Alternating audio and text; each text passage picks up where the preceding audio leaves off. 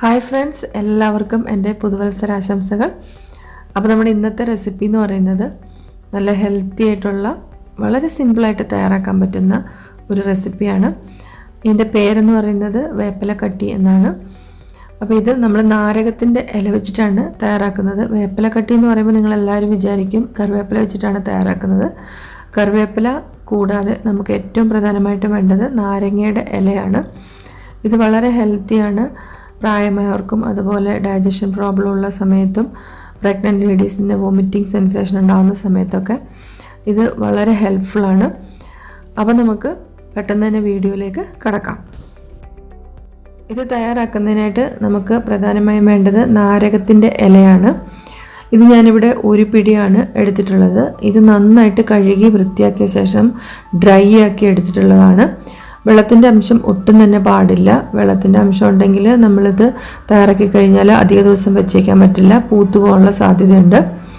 അടുത്തതായിട്ട് ഞാനിവിടെ എടുത്തിരിക്കുന്നത് ഒരു പിടി തന്നെ കറിവേപ്പിലയാണ്. അത് നന്നായിട്ട് വൃത്തിയാക്കി കഴുകി എടുത്തിട്ടുള്ളതാണ്. ഇനി വേണ്ടത് കായപ്പൊടിയാണ്. കായം നല്ലൊരു ഫ്ലേവർ കിട്ടുന്നതിന് വേണ്ടിയിട്ടാണ് നമ്മൾ ചേർക്കുന്നത്. ഇനി വേണ്ടത് ആവശ്യത്തിന് ഉപ്പാണ്. അടുത്തായിട്ട് വേണ്ടത് അയമോദകമാണ്. അയമോദകം ചേർക്കുമ്പോൾ നല്ലൊരു ഫ്ലേവറാണ്, നല്ലൊരു ടേസ്റ്റുമാണ്. അടുത്തായിട്ട് എടുത്തിട്ടുള്ളത് വറ്റൽമുളകാണ്. ഞാനിവിടെ ഒരു 6 വറ്റൽമുളക് എടുത്തിട്ടുണ്ട്. വറ്റൽമുളകും അയമോദകവും കായവുമാണ് ഇതിന് നല്ലൊരു ടേസ്റ്റ് കൊടുക്കുന്നത്. ഇനി വേണ്ടത് ഒരു ചെറിയ കഷ്ണം പുളിയാണ്. അപ്പോൾ ആദ്യം നമുക്ക് നാരങ്ങയുടെ ഇല ഒന്ന് ക്ലീൻ ചെയ്തെടുക്കേണ്ടതുണ്ട്. അപ്പോൾ അതിനായിട്ട് നമുക്ക് ഇതിൻ്റെ നടുക്കുള്ള മെയിൻ വെയിൻ ഒന്ന് റിമൂവ് ചെയ്തെടുക്കണം. അപ്പോൾ ഈ രീതിയിൽ നമുക്കിത് മാറ്റിയെടുക്കാവുന്നതാണ്. നല്ല തളിരിലയാണെങ്കിൽ ഇത് ചെയ്യേണ്ട ആവശ്യമില്ല. ഇനി ഇത് നമുക്ക് ചെറിയ കഷ്ണങ്ങളാക്കി നുറുക്കിയെടുക്കണം. അപ്പോൾ ഈ രീതിയിൽ നമുക്ക് എല്ലാ ഇലകളും റെഡിയാക്കിയെടുക്കാം. അപ്പോൾ ഞാനിവിടെ മെയിൻ വെയിനെല്ലാം മാറ്റി എല്ലാ ഇലയും നുറുക്കിയെടുത്തിട്ടുണ്ട്. അപ്പോൾ ഇത് ഏകദേശം ഒരു പിടി ഉണ്ടാവില്ല, അതിൽ കുറച്ചേ ഉണ്ടാവുള്ളൂ. അപ്പോൾ അതേ അളവിൽ തന്നെയാണ് ഞാൻ കറിവേപ്പിലയും എടുത്തിട്ടുള്ളത്. ഇനി നമുക്ക് ഈ ഇൻഗ്രീഡിയൻ്റ് എല്ലാം കൂടി നന്നായിട്ടൊന്ന് പൊടിച്ചെടുക്കണം. അപ്പോൾ ആദ്യം നമുക്ക് ഇല ചേർക്കാതെ ബാക്കിയുള്ള ഐറ്റംസ് എല്ലാം കൂടിയിട്ടൊന്ന് പൊടിച്ചെടുക്കണം. അതിന് ശേഷം മാത്രം ഇല ചേർത്ത് പൊടിച്ചാൽ മതിയാവും. നമുക്കിനി ഇത് മിക്സിയുടെ ജാറിലേക്ക് മാറ്റാം. ആദ്യം പുളി ചേർത്ത് കൊടുക്കാം. ഇനി വറ്റൽമുളകാണ് ചേർത്ത് കൊടുക്കേണ്ടത്. വറ്റൽമുളക് നല്ല ഡ്രൈ ആയിട്ടിരിക്കണം, എന്നെങ്കിൽ മാത്രമേ പൊടിഞ്ഞു കിട്ടുള്ളൂ.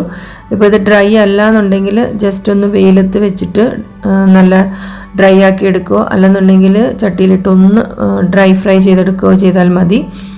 അടുത്തായിട്ട് ഞാൻ അയമോദകമാണ് ചേർത്ത് കൊടുക്കുന്നത്. ഇത് ഏകദേശം 1 ടീസ്പൂണാണ് ചേർത്തിട്ടുള്ളത്. ഇനി നമുക്ക് ആവശ്യത്തിന് ഉപ്പ് കൂടി ചേർത്ത് കൊടുക്കാം. അടുത്തതായിട്ട് നമുക്ക് കായപ്പൊടിയും കൂടി ചേർക്കാം. ഞാനിവിടെ ഏകദേശം 1 ടീസ്പൂൺ കായപ്പൊടിയും കൂടി ചേർത്ത് കൊടുത്തിട്ടുണ്ട്. കായവും അയമോദകവുമാണ് ഇതിന് നല്ല ഒരു ടേസ്റ്റും ഫ്ലേവറും കൊടുക്കുന്നത്. ഇനി നമുക്കിത് നന്നായിട്ട് പൊടിച്ചെടുക്കാം. ഇപ്പം ഞാനിതിവിടെ നന്നായിട്ട് പൊടിച്ചെടുത്തിട്ട് വന്നിട്ടുണ്ട്. ഈ രീതിയിൽ നന്നായിട്ട് പൊടിച്ചെടുക്കാനായിട്ട് പ്രത്യേകം ശ്രദ്ധിക്കണം. ഇനി ഇതിലേക്ക് നമ്മൾ നേരത്തെ റെഡിയാക്കി വെച്ചിട്ടുള്ള നാരകത്തിൻ്റെ ഇലയും അതുപോലെ തന്നെ കറിവേപ്പിലയും കൂടി ചേർത്ത് കൊടുത്തിട്ട് നന്നായിട്ട് ഒന്നുകൂടെ ഒന്ന് പൊടിച്ചെടുക്കാം. ഇപ്പോൾ ഇത് നന്നായിട്ട് പൊടിച്ചിട്ടുണ്ട്. ആദ്യം നമ്മളൊന്ന് പൊടിച്ചതിന് ശേഷം പൾസ് മോഡിലിട്ട് ഒരു 1-2 പ്രാവശ്യം ഒന്ന് കറക്കി എടുത്തു കഴിഞ്ഞാൽ നന്നായിട്ട് ഇതുപോലെ മിക്സായി കിട്ടും. ഇനി നമുക്ക് ഇതുപോലെ തന്നെ എയർ ടൈറ്റ് ബോക്സിലിട്ട് വയ്ക്കാം. അല്ലെന്നുണ്ടെങ്കിൽ ചെറിയ ചെറിയ ബോളുകളാക്കിയതിന് ശേഷം എയർ ടൈറ്റ് ബോക്സിലിട്ട് വെച്ചാലും മതി.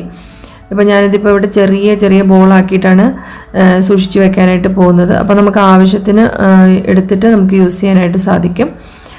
അപ്പോൾ ഈ രീതിയിൽ ഞാനിവിടെ ചെറിയ ബോളുകളാക്കി എടുത്തിട്ടുണ്ട്. അപ്പോൾ നല്ല ടേസ്റ്റിയാണ്, വളരെ ഹെൽത്തിയാണ്.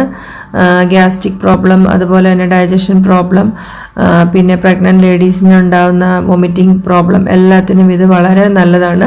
അതുപോലെ കേർഡ് റൈസിൻ്റെ കൂടെ കഴിക്കാൻ പറ്റിയൊരു റെസിപ്പിയാണ്. അപ്പോൾ നിങ്ങളെല്ലാവരും ഇത് ട്രൈ ചെയ്ത് നോക്കണം. എൻ്റെ വീഡിയോ നിങ്ങൾക്ക് ഇഷ്ടമായെങ്കിൽ ലൈക്ക് ചെയ്യുക, ഷെയർ ചെയ്യുക, അതുപോലെ തന്നെ സബ്സ്ക്രൈബ് ചെയ്യുക. കൂടെയുള്ള കുഞ്ഞ് ബെൽ ബട്ടണും കൂടി പ്രസ് ചെയ്യാൻ മറക്കരുത്. അപ്പോൾ മാത്രമേ ഞാൻ ഇടുന്ന പുതിയ വീഡിയോകളുടെ നോട്ടിഫിക്കേഷൻ നിങ്ങൾക്ക് കിട്ടുകയുള്ളൂ.